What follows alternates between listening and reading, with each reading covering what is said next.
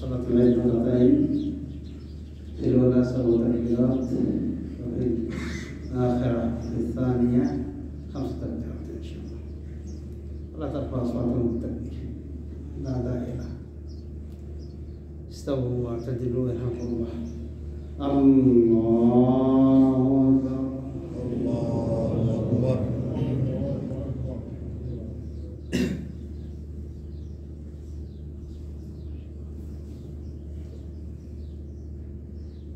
الله أكبر الله أكبر الله أكبر الله أكبر الله أكبر الله أكبر الله أكبر الله أكبر الله أكبر الله أكبر الله أكبر.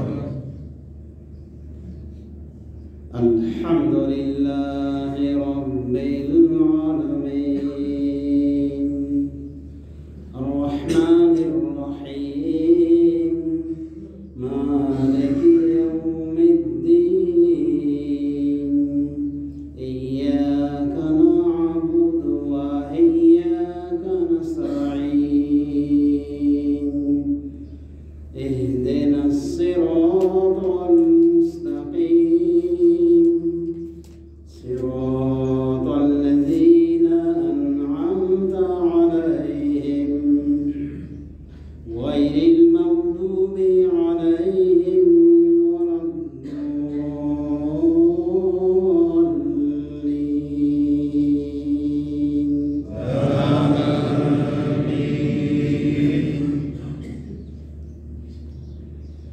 سبح اسم ربك الأعلى الذي خلق فسوى والذي قدر فهدى والذي أخرج المرعى فجعله غثاء نحوا سنقرئك فلا تنسى إلا ما شاء الله إنه يعلم الجهر وما يخفى ونيسرك لليسرى فذكر إن نفعت الذكرى سيذكر من يخشى ويتجنبها الأشقى الذي يصلى النار الكبرى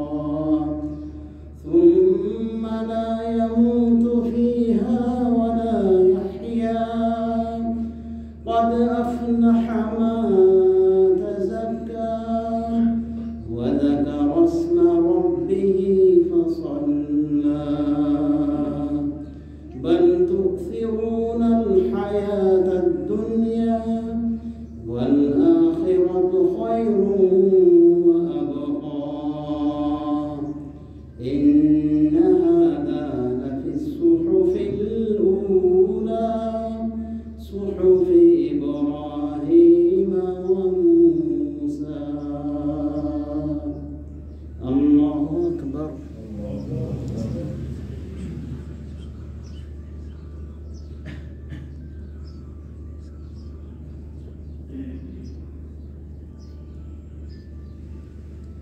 سمع الله لمن حمده.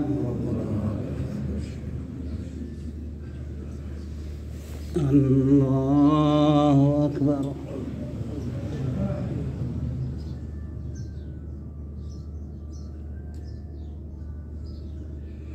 الله أكبر.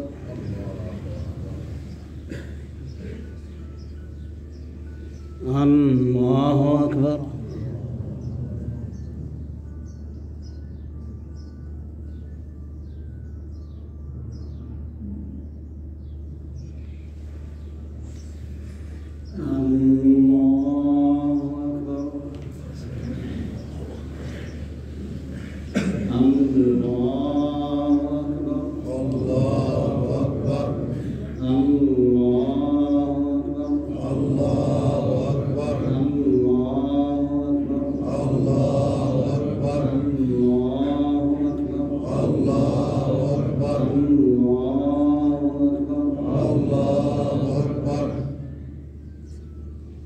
الحمد لله رب العالمين الرحمن الرحيم مالك يوم الدين إياك نعبد وإياك نستعين اهدنا الصراط صراط الذين أنعمت عليهم غير المغضوب عليهم ولا الضالين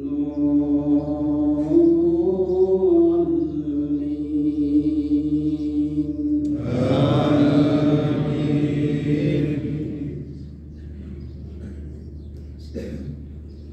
هل أتاك حديث الغاشية وجوه يومئذ خاشعة عاملة ناصبة تصلى نارا حامية تسقى من عين آنية ليس لهم طعام إلا من ضريع لا يسمن ولا يغني من جوع وجوه يومئذ ناعمة لسعيها راضية في جنة عالية لا تسمع فيها لاغية فيها عين جارية فيها سرر مرفوعة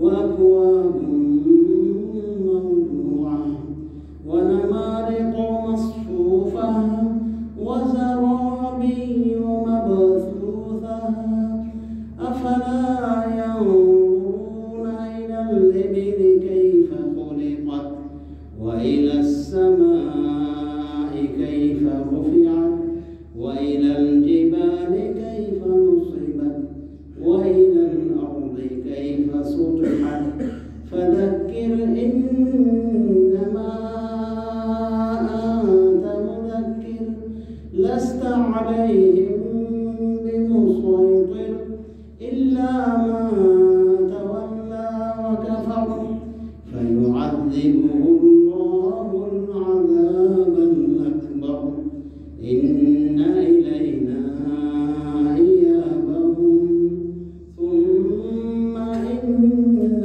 علينا حسابهم. الله أكبر.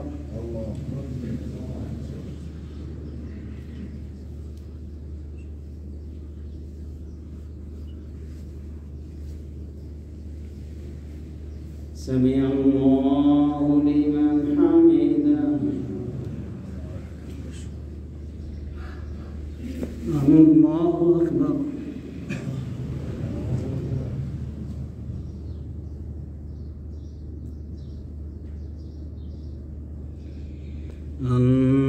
الله أكبر. الله أكبر.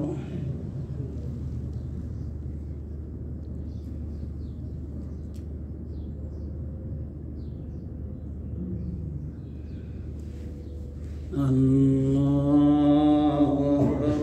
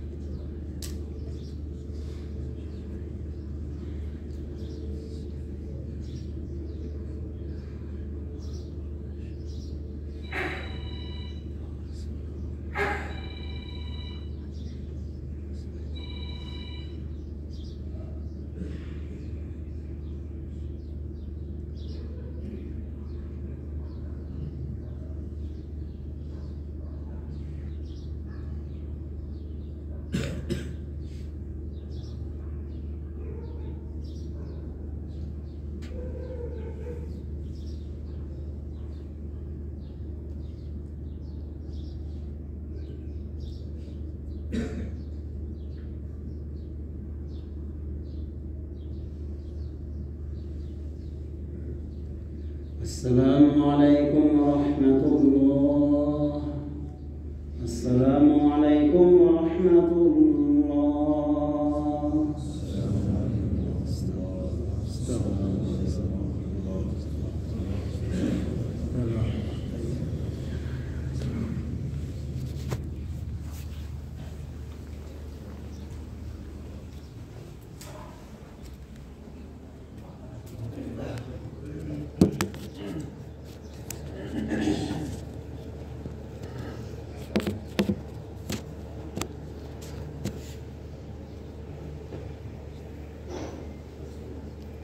إن الحمد لله نحمده ونستعينه ونستغفره ونعوذ بالله من شرور أنفسنا ومن سيئات أعمالنا من يهده الله فلا مضل له ومن يضلل فلا هادي له وأشهد أن لا إله إلا الله وحده لا شريك له وأشهد أن محمدا عبده ورسوله.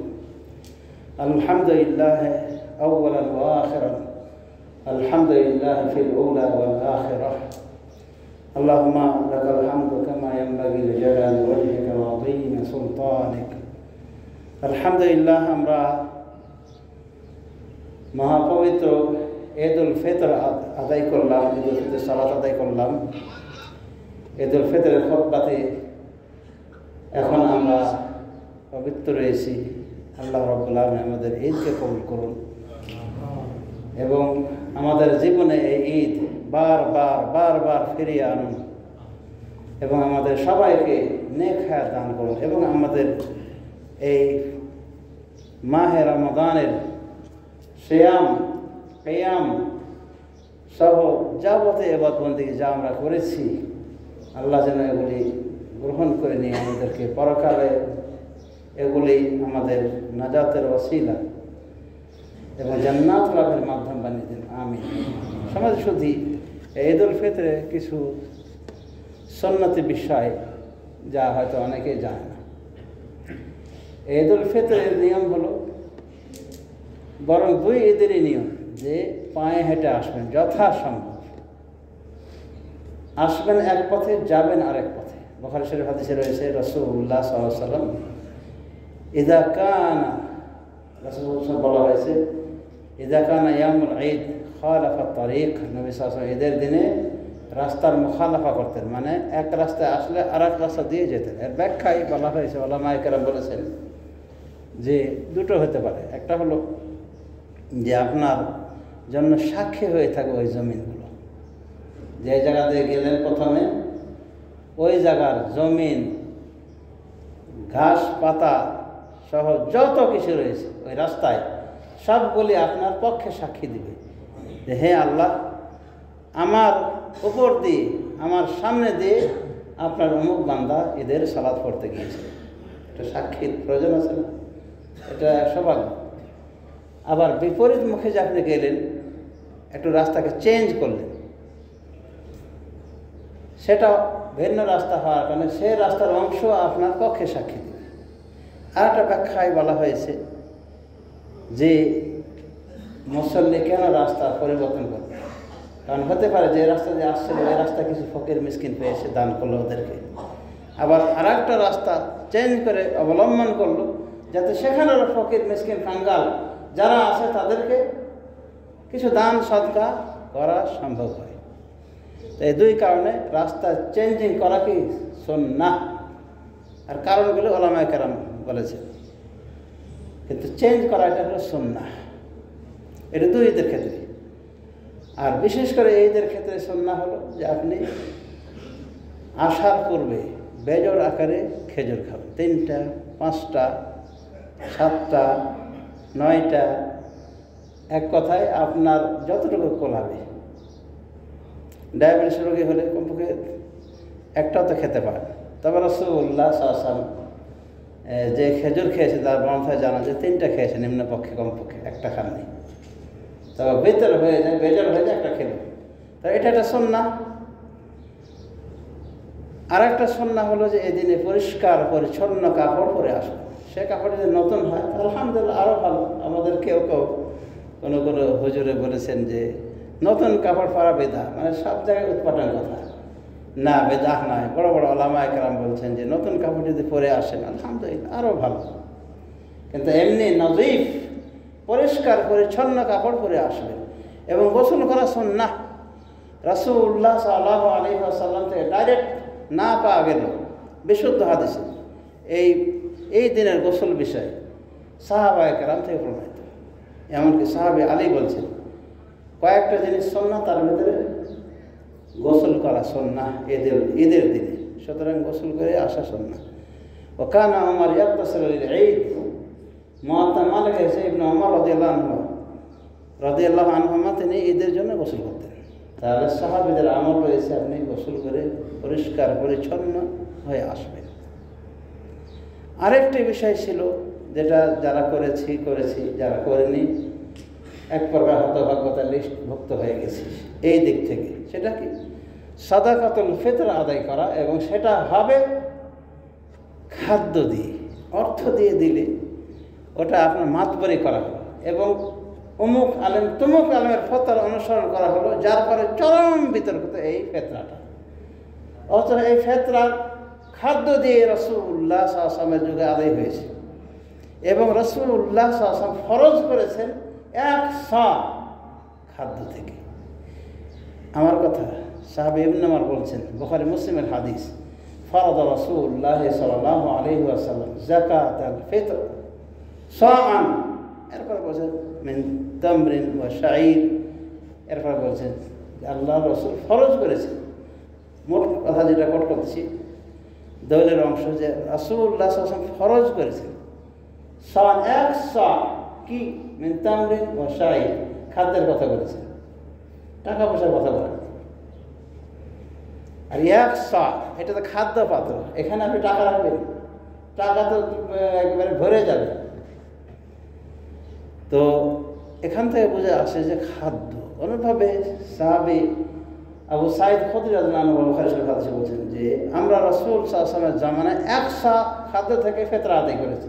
ফালা নাযালু নুআদ্দিল ফিতর সাআন, 1 সা খাদ্য দিয়ে ফিতরা আদায় করেছি রাসূলুল্লাহ সাল্লাল্লাহু আলাইহি ওয়াসাল্লামের জামানায়, এখন ওটাই করব।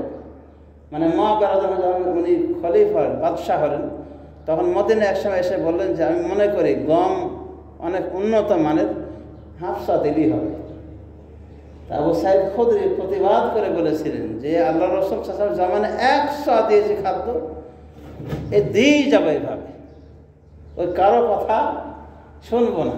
তাহলে এই ফিতরের পরিমাণ 1 সা, কিন্তু আমাদের দেশের নিয়ম হলো হাফ সা। এখানে একটা রাসূল সাল্লাল্লাহু আলাইহি ওয়াসাল্লাম বিরোধিতা, যে হাফ সা রাসূল সাল্লাল্লাহু আলাইহি ওয়াসাল্লাম প্রমাণিত সহিহ বুখারী মুসলিমের হাদিস। এমনকি মাসিক মদিনাতে একবার প্রকাশ পেয়েছিল এই হক কথাটা, দলিল দিয়ে বোঝানো হয়েছিল 1 সা খাদ্য থেকে দিতে হবে। আর খাদ্য থেকে দিতে হবে কেন? এই যে দেখলেন যে খাদ্য পাত্রের কথাগুলি উঠলো, খাদ্যের বিষয়গুলো উঠলো।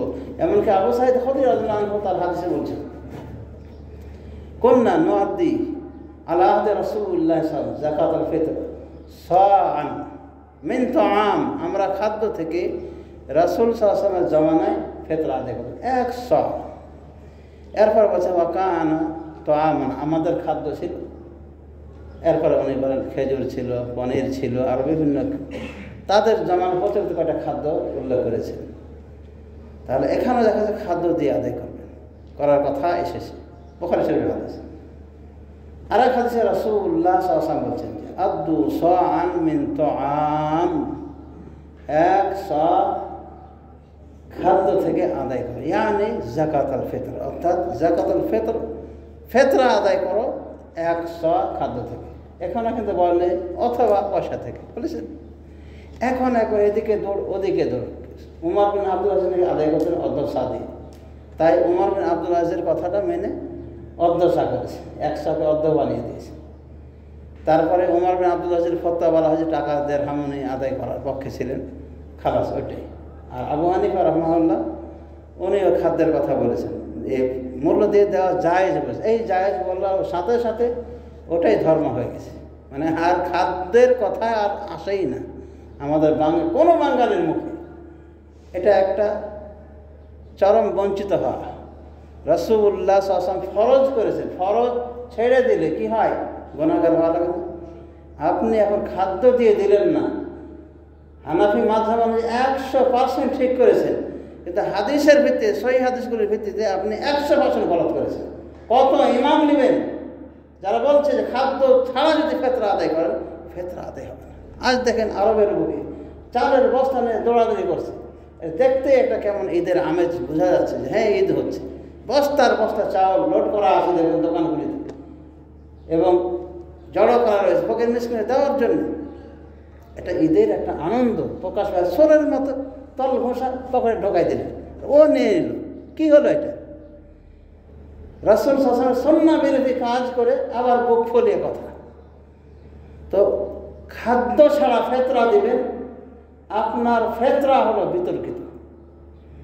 ভালো করে শুনে রাখেন, ইমাম শাফি, ইমাম আহমদ বিন হাম্বল, ইমাম মালিক, 3 মহম্মতি ইমামের কথা হলো খাদ্য ছাড়া ফেতরা আদায় হবে না, না জায়েজ। শেখ বিন বাজ বলছেন, এই যুগের একজন মহম্মতি ইমাম বলছেন, লা ইয়াজুজ ইখরাজ যাকাতুল ফিতর নকুদান, পয়সা দিয়ে যাকাতুল ফিতর আদায় করা জায়েজ নয়। আবার কোনো কোনো জায়গায় বলছে লা তুজজিউ, লা ইউজজি, আদায় হবে না, চলবে না।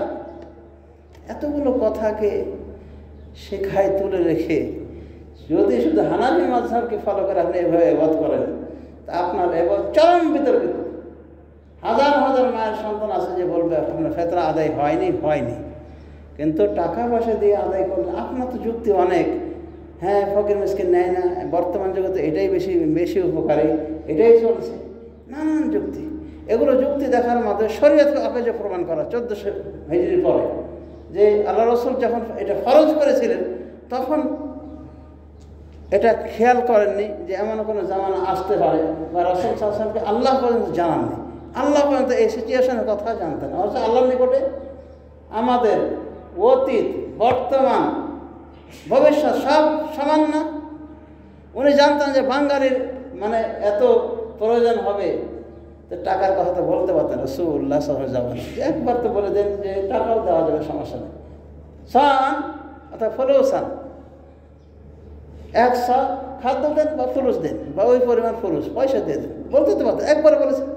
তারপর রাসূলুল্লাহ সাল্লাল্লাহু আলাইহি ওয়াসাল্লাম জামানা তো দেড়হাম দিনার ছিল, দেড়হাম দিনার ছিল বলে তো যাকাতের কথা এসেছে। তাহলে কেমনে আপনি বলবেন যে এখন আর লাগবে না?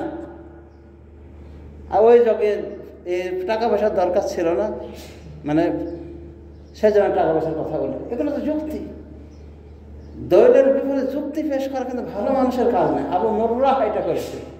আবু মুররার ইতিহাসটা ভালো করে জেনে নিন যে আবু মুররা কাকে বলে। তো যাই হোক, এইভাবে খোলা যুক্তির অজুহাতে আর মিসকিন নেবে না এগুলোর অজুহাতে আল্লাহ রসুল সাল্লাল্লাহু আলাইহি ওয়াসাল্লামের এই শতসিদ্ধ সুন্নাহ ঢাকা পড়ে গেছে এই সমস্ত মরিচিকায়, যে ফেতরা আদায় করছে মিসকিন বাঙালি এমন তরিকায় যে ওর ফেতরা আদায় হলো কি হলো না আল্লাহ আলাম। অনেকে বলছে হবে না, অধিকাংশ আলেমে বলছে হবে না, ওর ফেতরা আদায় হয়নি। তার মানে হলো ফরজ এবার থেকে বঞ্চিত হয়েছে সমাজ শুধু। তাহলে এটাও একটা আমাদের দায়িত্বের ভিতরে পড়ে যে যাকাতুল ফিতর আমরা এই ঈদে আসার আগে আদায় করে দেবো। তবে সাহাবা কেন 1 দিন 2 দিন আগে আদায় করেছে, আমরা করতে পারি। এখানে দেখবেন ঘাপলা রয়েছে, কেউ ঈদের এই রোজার মাস আসার আগেই দিয়ে দিয়েছে, ফেতরা আদায় করে দিয়েছে। আবার কেউ 20 দিন 25 দিন ওই দিক থেকে, মানে দিন রমজান, 10 রমজান, 15 রমজান আদায় করেছে ফেতরা। তো এগুলো ঠিক না, এগুলো সুন্নাহ পরিপন্থী।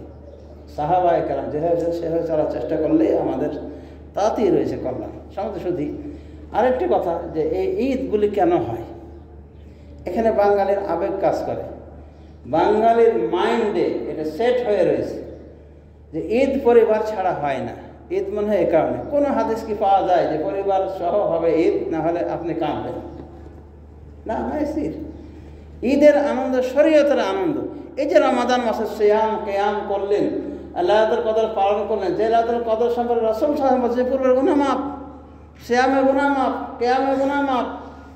তারপর লাইলাতুল কদরের বিষয়ে মহান আল্লাহ কি বলছেন? লাইলাতুল কদরে খায়রুম মিন আলফি শাহর, কদর রাত 1000 মাস থেকে উত্তম।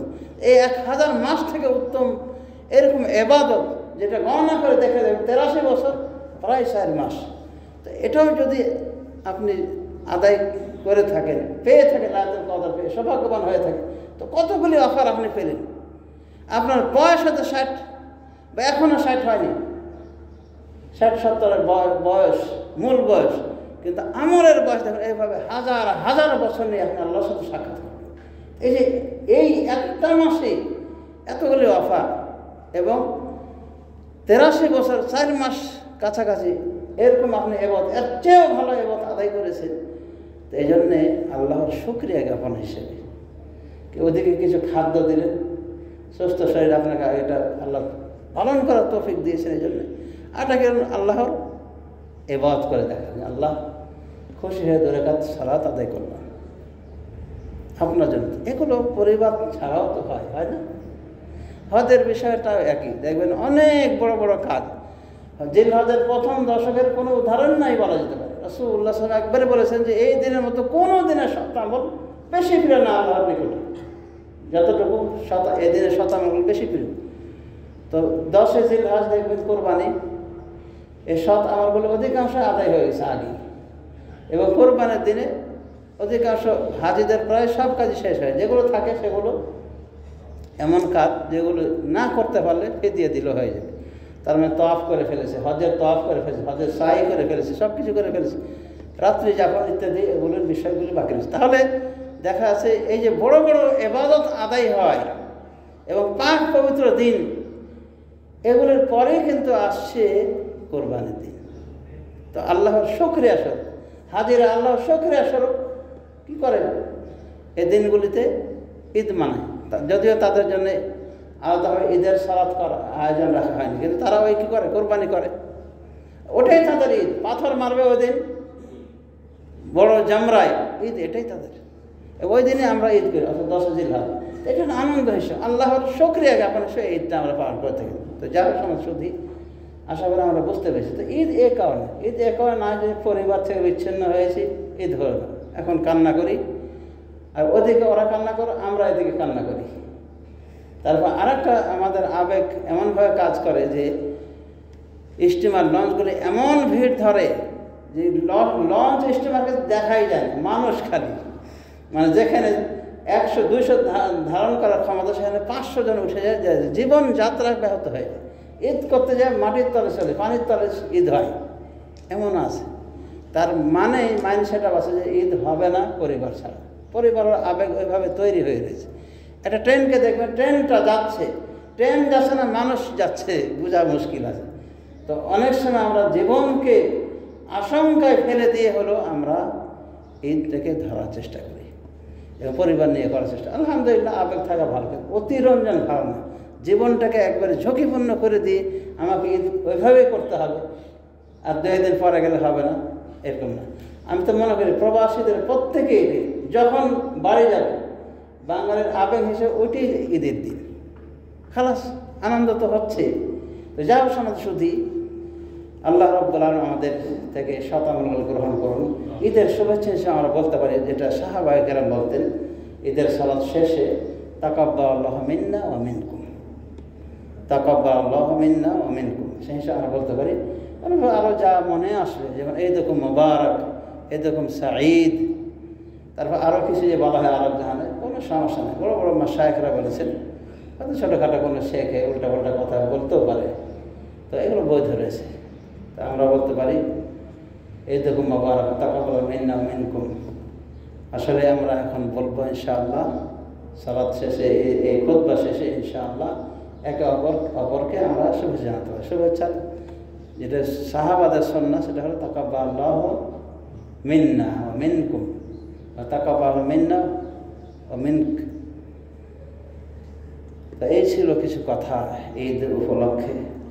আল্লাহ রাব্বুল আলামিন আমাদের থেকে ঈদের সালাহ এবং খুতবা গ্রহণ করুন এবং আমাদের জন্য এই পবিত্র রমাদানকে পরকালীন নাজাতের ওসিলা, জান্নাতের মাধ্যম বানিয়ে দিন। আবার বলছি, আল্লাহুম্মা গফির লিজামিল মুসলিমিন ওয়াল মুসলিমাত ওয়াল মুমিনিন ওয়াল মুমিনাত মিনহুম আল-আহইয়া ওয়াল আমওয়াত ইন্নাকা সামিউন করিব মুজিবুদ দাওয়াত বিরহমাতিকা ইয়া আরহামার রাহিমিন। ربنا آتنا في الدنيا حسنة وفي الآخرة حسنة وقنا عذاب النار. وصلى الله على نبينا محمد وعلى آله وصحبه أجمعين.